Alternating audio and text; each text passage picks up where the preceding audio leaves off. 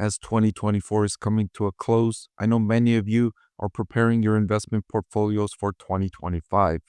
In that regard, I've identified one growth stock that's down over 86% off its highs that I think makes an excellent investment before 2025 gets underway. So I'm going to share with you what this stock is and the reasons why I like this stock as a buy, including sharing with you my discounted cash flow valuation model for this investment that demonstrates the undervaluation. So let's get into it. I want to thank The Motley Fool for sponsoring this video. Visit fool.com/Parkev for the 10 best stocks to buy now. The stock I'll be talking about here is the social media company Snap, which is down over 86% off its high water mark reached in 2021.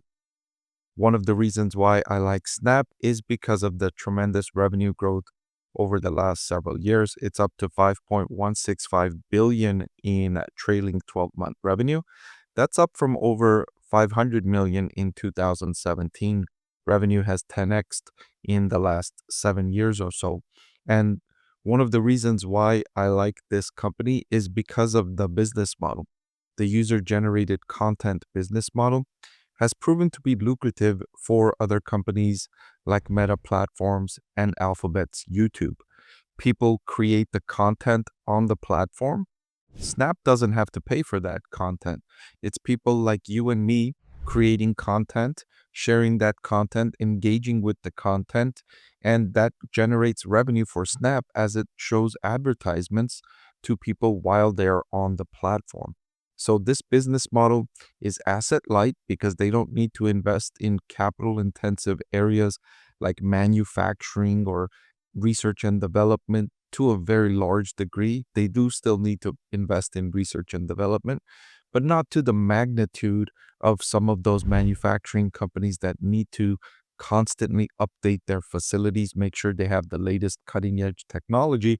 Otherwise, the competitor is going to leapfrog them and jump in and take their share. So that's why I like this business model. Now, there are risks with the business model, and I'll share some of the risks towards the end of the video. But overall, I just like the way that Snap generates revenue from people creating content, and then advertising is where it gets the money from. And the advertising industry is approaching $1 trillion annual spending, and it's only going to increase from here. Advertising is one industry that I fear will never stop growing in the longer term trend line. Now, it might have a year where it decreases overall during a recession, let's say.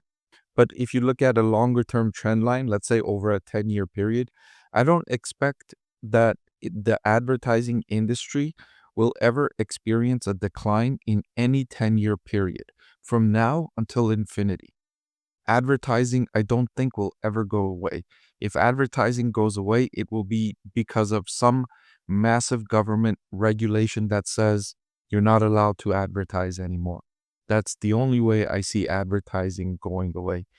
Barring such drastic action, advertising will always be around and it will continuously take a increasing percentage of the overall economy because so much spending in the economy worldwide happens because of advertising. Without advertising, people wouldn't buy as many cars. Without advertising, people wouldn't buy as many clothes. Without advertising, there are so many things that people would not be doing that the economy would shrink dramatically without advertising spending. So those factors have me bullish on Snap longer term. Now, another reason why Snap I like it at this point is because it's demonstrated improvement in cash flow from operations and sustainable improvement in cash flow from operations.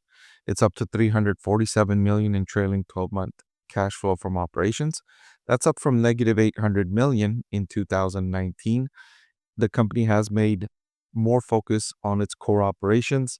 It made significant cost-cutting efforts in late 2022, and it's let go of some of those long shot ideas that weren't working so well for the company. So focusing more so on its core operations, trying to get that right before it branches out into new areas, focusing on its core segment. Similar story with its return on invested capital, although it's still negative, it's demonstrated excellent improvement from negative 120% all the way up to negative 16.25%. And then when you look to the future, the Wall Street analysts that are following Snap stock, they expect robust increases in free cash flow to continue for several years more, rising from an estimated 240 million in free cash flow when 2024 is all said and done, all the way up to 1.56 billion in free cash flow in 2028.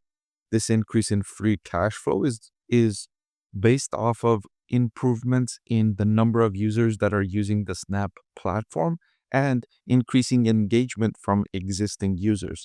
It's getting a two-sided increase in revenue from new users and increasing engagement from existing users. All right, now that we looked at the fundamental metrics, let's look at valuation as another reason why Snap is an attractive investment. It's now trading at a forward price to earnings of 27.64, which is near the cheapest you've been able to buy this stock in the last year. This is due to the significant sell-off in the share price. As I mentioned in the beginning of the video, the share price is down significantly off its high, but it's also an improvement in the company's profitability and improvement company's cash flow. While its earnings and cash flow have been improving, the price has been going down. And so that's been creating an increasing opportunity for investors.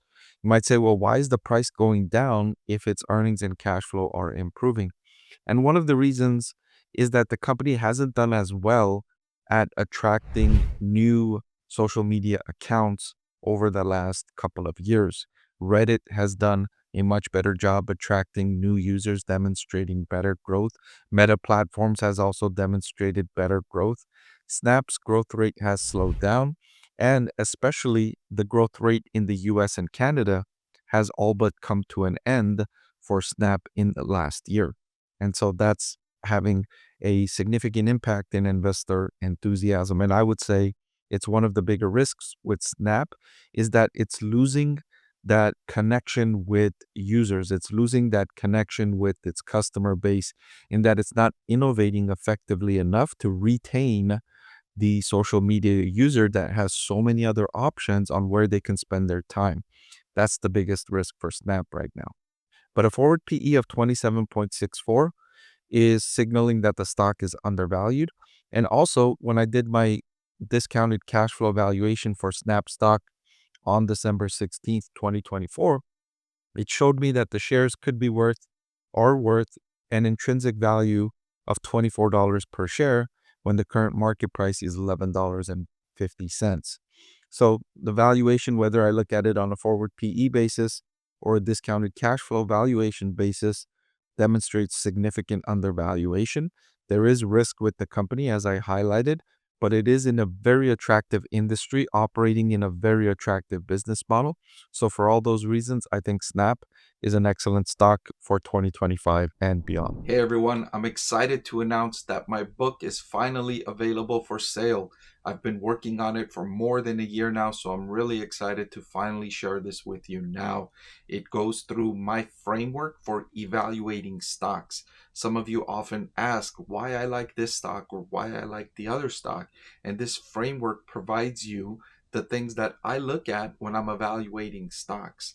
I've added the link in the description below.